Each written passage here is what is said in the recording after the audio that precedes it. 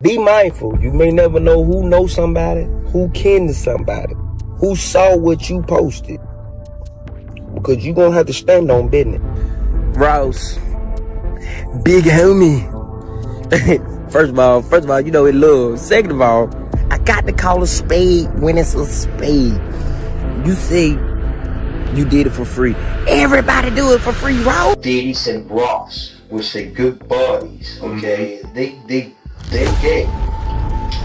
Both. Rumors about Rick Ross and Diddy having soap opera parties are no longer unfounded. There is evidence. DC Young Fly released a blurry video that appears to be innocuous, but the all-white clothing code and NDA's no-phone policies suggest otherwise. What they didn't want was perfectly covered by that foam, Dot observed. Ross can now be seen on tape standing next to Diddy. Ross appeared on the 85 South show with Chico Bean, DC Young Fly and Carlos Miller 3 years ago. Everything appeared normal at first. Ross is playing it casual, laughing, and making jokes. Suddenly Ross got up and walked away. Interview.01:34. 151 Ross never returned. No excuse, no warning. DC Dawn, you know what I'm saying? You know, so it's just... But then you we could have those debates, we really could. Teflon was off the chain. I mean, you know what I'm saying? I like the way you followed up hustling with pushing it. Like, how did you know to come right back on their ass? You got to. Right. Man, just don't take the foot off the gas. Use the restroom one time and I'm gonna take this jacket off. Let's do it. Yeah, you can't. Man, stay tuned. You can't take your foot off for nothing. Oh, yeah. Oh, I'm talking about for life.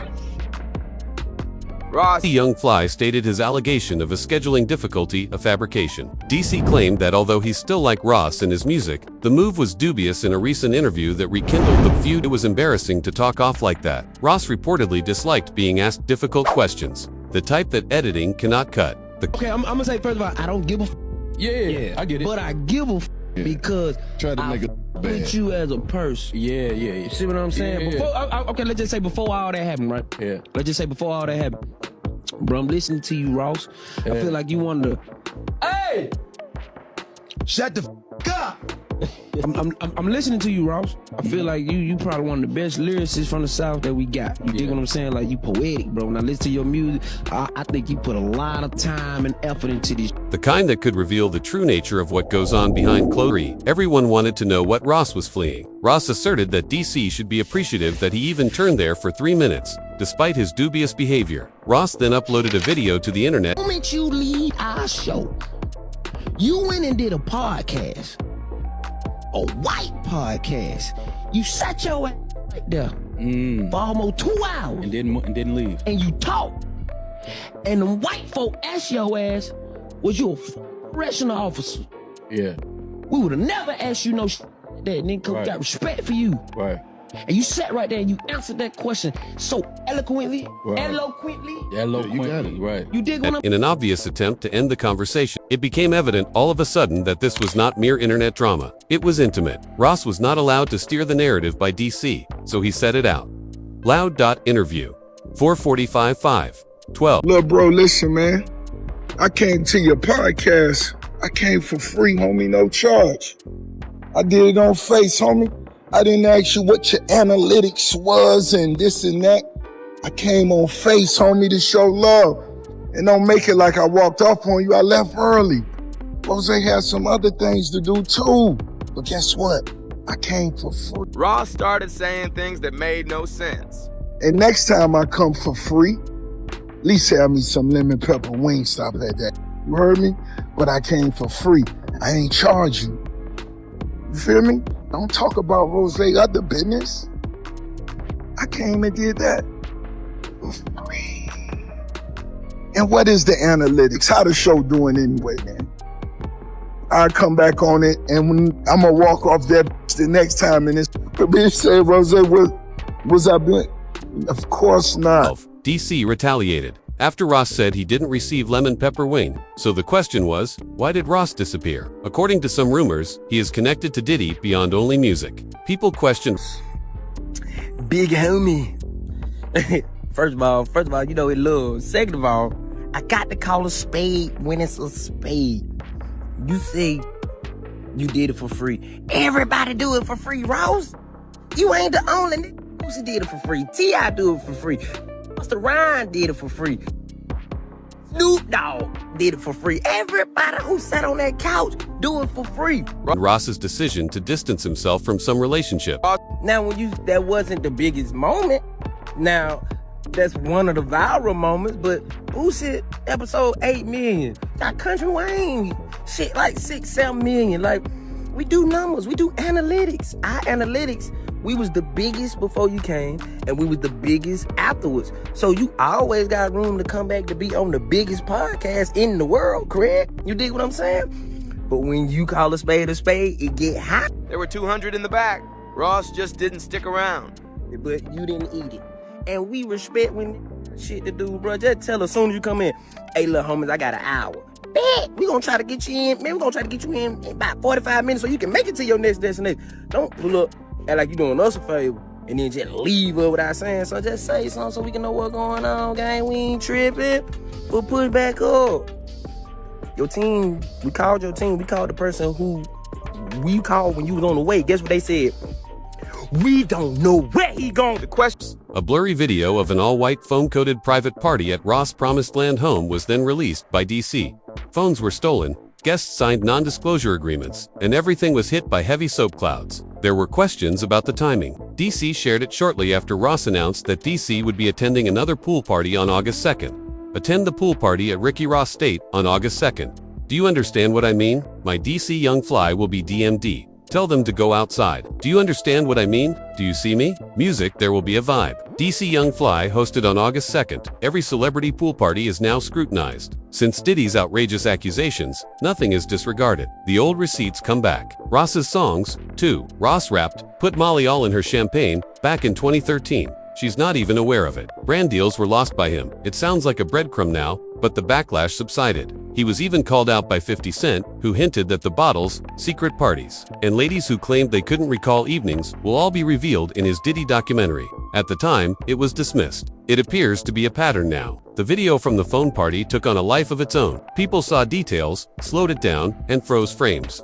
Particularly one visitor who wasn't invited. They wore a wide metallic bracelet with a distinctive symbol, but they didn't come with Ross or go with Diddy. Supporters likened it to pictures taken by paparazzi of a person bound to Diddy's circle. There were no faces or names, but the message was obvious. This is where darkness falls. Trump National Dorado was shot at by Jonathan O'D in 2018. During police interrogation, he blasted Diddy for keeping him as a slave and that Ross and Diddy participated in covert rituals. Ross and Dice, who are close friends. All right, they confessed to being gay to Ross and C as well as to DD. All of them. He went so far as to say that he was coerced into doing things with Cassie. Had with Cassie and Sean, but essentially he gives me instructions on how to handle Cassie. I heard a lot during my 15 or so interactions. The internet at the time called him a conspiracy theorist. However, following Cassie's lawsuit and the release of Party film, people are rewatching that 2018 footage in a different way. Additionally, Jonathan discussed what he referred to as their demonic practices. The Illuminati, all right, they've succeeded in dancing. In essence, it means illuminated. All right,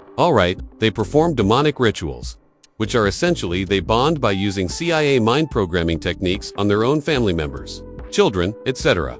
Alright, they therefore accuse them of engaging in alleged demonic practices. Referring to Bohemian Grove and the Bull as the Illuminati's Black Branch, he said that he employed renowned attorneys like Kenny and Ben Mizell, locked him under contract, and infected him with an SDT. According to Jonathan, Ross had a covert motive the entire time. They had Chewak assassinated for that reason.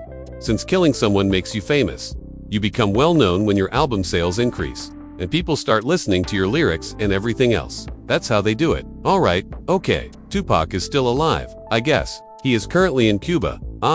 In essence, what occurs is that the United States adopts the hip-hop agenda. It may sound crazy, but there is one thing that cannot be disputed. Did he openly and live on television acknowledge Kenny Zeiss by name during his speech for his BET Lifetime Achievement Award? Thank you. Hog Pier, Kenny Males, my brother, adds alleged rants, gains some legitimacy because of that award moment. Each major allegation made by Jonathan rituals, NDAs, videos, Cassie, secret parties is being verified one by unaffiliated sources. These soap opera parties now seem to follow a pattern. NDAs, no phones, thick foam, and an all-white clothing code. It feels less like a pool party and more like an initiation. The strangest aspect is that there is vintage video of Ross and Diddy.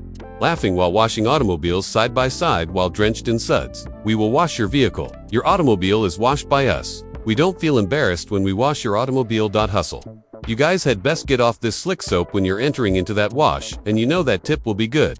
Like you saw in Miss Culture. Proceeding there, I simply dab it after that. I am aware, and I wait. Let me check. I'm not sure, but you might have. You must spin. The tie shot is just about up. Make that tie dash shot. Ross states in one tape. You know that tip's going to be good. Similar to an inside joke. However, many are rewatching it after discussing ceremonial soap parties and freak-offs. It was like a gunshot when DC unleashed the blurred foam party footage. The messier it became, holding back his tears, DC went live and revealed that he had known one of his own homeboys had been secretly loathing the entire time. However, they realized that social media allowed users the ability to avoid being hit in the face once they woke up. You believe that after posting what you want to say, you can remark, "Yeah, Ickno," that he will see it. If we delete it, you go back and retype it and say, "Yeah, hey man, anything you said better be able to stand on me when I grew up. I was raised in a time when smack in the mouth was common." DC didn't seem to be talking about random trolls. It seems like someone close to him made fun of him online. DC warned everyone that some things will still get you checked in real life and that the old law still prevails.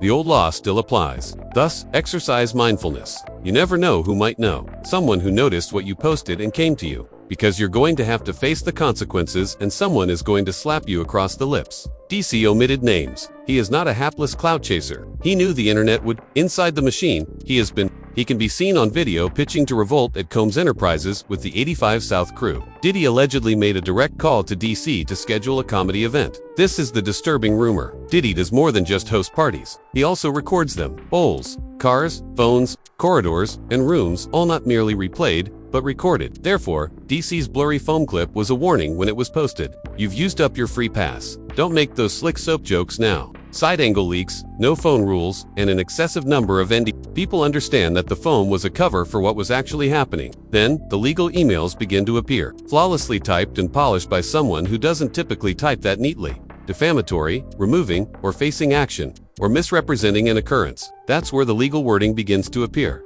But they never say something that isn't true. No denying who was present. Don't mention the bracelet. NDAs are not mentioned. Running the clock is the issue. You delete in terror. There is actual platform pressure. Reposting merely a few seconds of the video results in account demonetization, flagging, and age restriction. Even reportedly receive hit captions that are intended to frighten users into removing postings. However, DC isn't just any blog. Wherever he goes, his fan base follows. He is able to withstand the blows. Ross is also acting as if nothing occurred online, although that blurry video is still doing the rounds. Leaks are said to fade. A longer cut, however, is in someone's file. It won't just display the phone if it ever drops. It will clearly reveal who stood where. Additionally, remember to like, subscribe, share, and leave a comment below. We'll be sending you plenty more tea. See you at the following one.